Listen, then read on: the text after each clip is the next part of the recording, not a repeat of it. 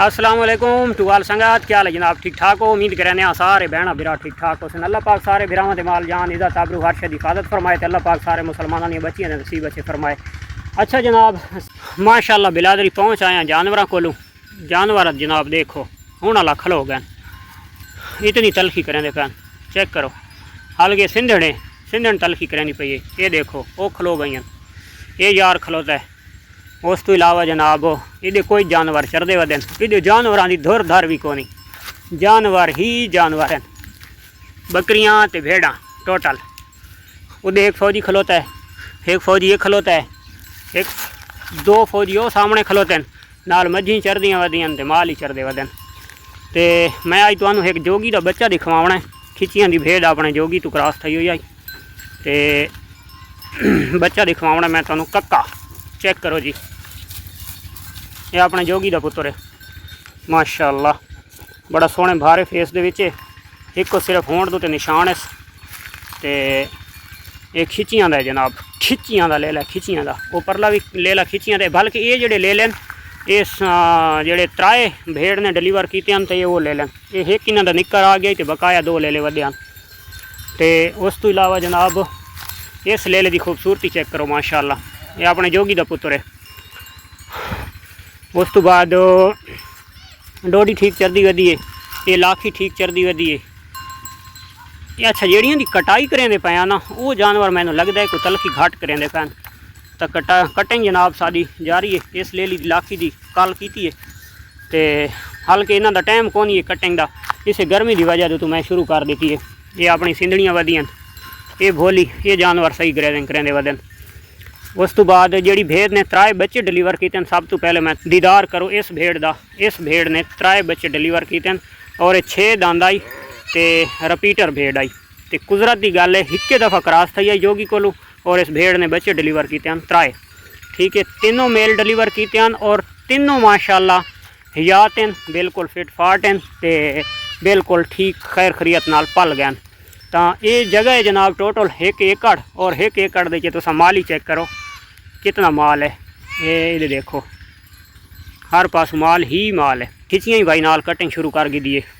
ये खिचियां की भेद है जी कुतरी वधी है, सेहत वाइज भी अच्छी वधी है, मोटी ताज़ी।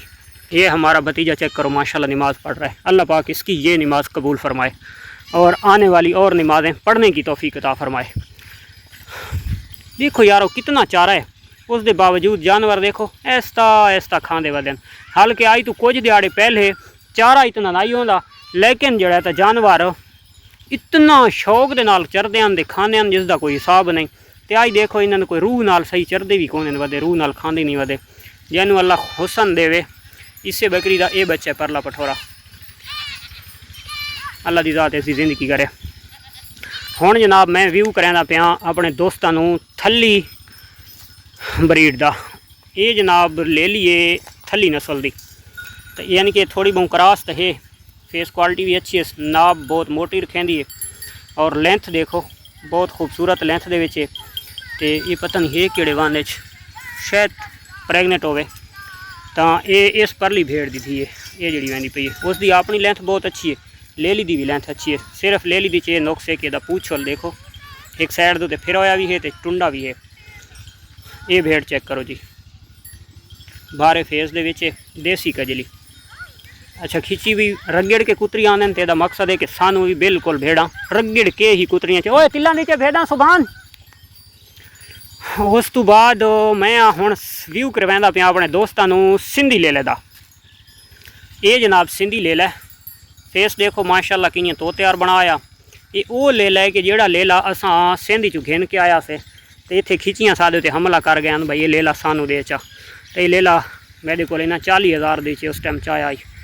तो लेंथ माशाल्लाह अच्छी कर आया, तो रगड़ के कुत्तर देता है। भतीजा क्या हाल है ये किधे गई प्यू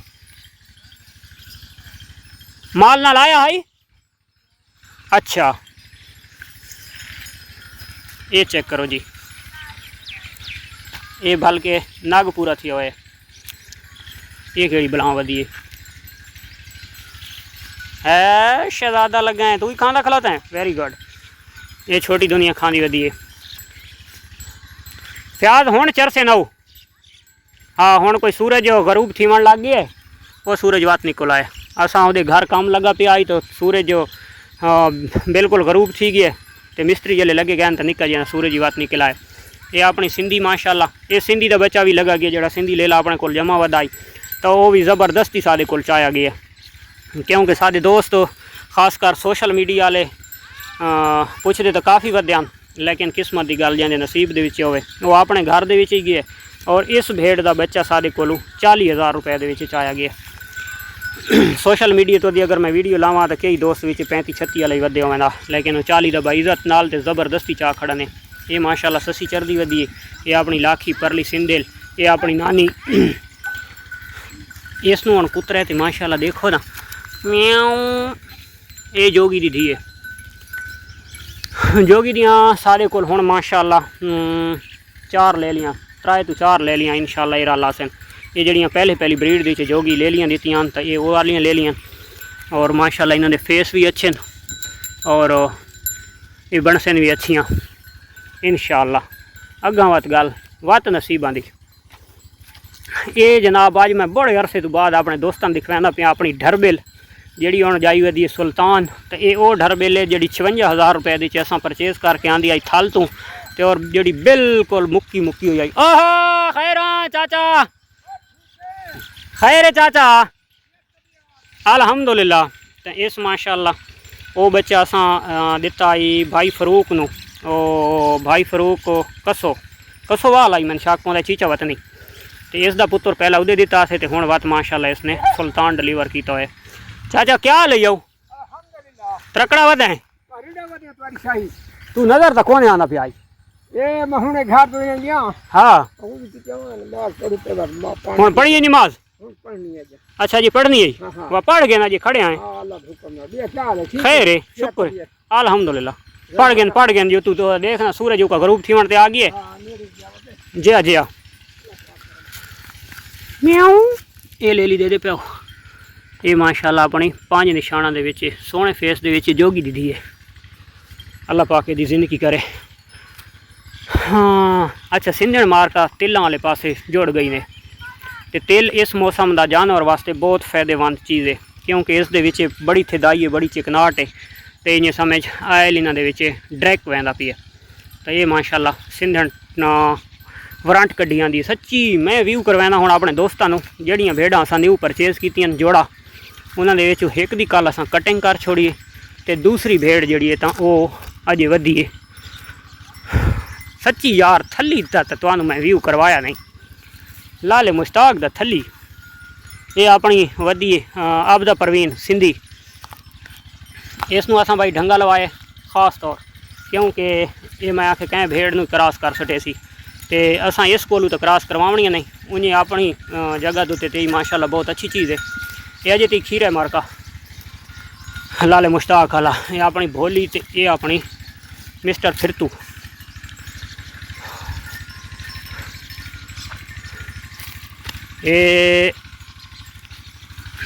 ये भेड़ माशाल्लाह न्यू परचेज की है जी गाटी दे टाकी वधी है इसनू असां कुत्तर ही छोड़ा तो ये प्रैगनेंट भी है अल्लाह की ज़ात ये जिंदगी करे पता नहीं पिछू ब्रीडर के जिया मिला है तो इसनू रगड़ के तो कल असां ये कटिंग की है अज धवावना है।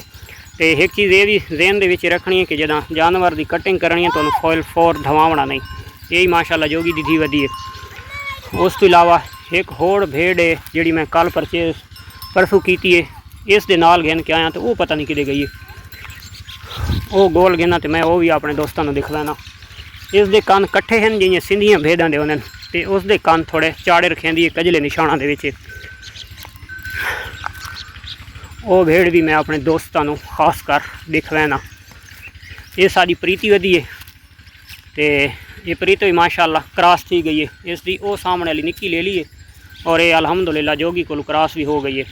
चेक करो कोई नहीं जोड़ कजले का कजलियाँ माशाल्लाह इन्हें क्रॉस थी अल्लाह की ज़ात इन्हों खैर नाल वधावे।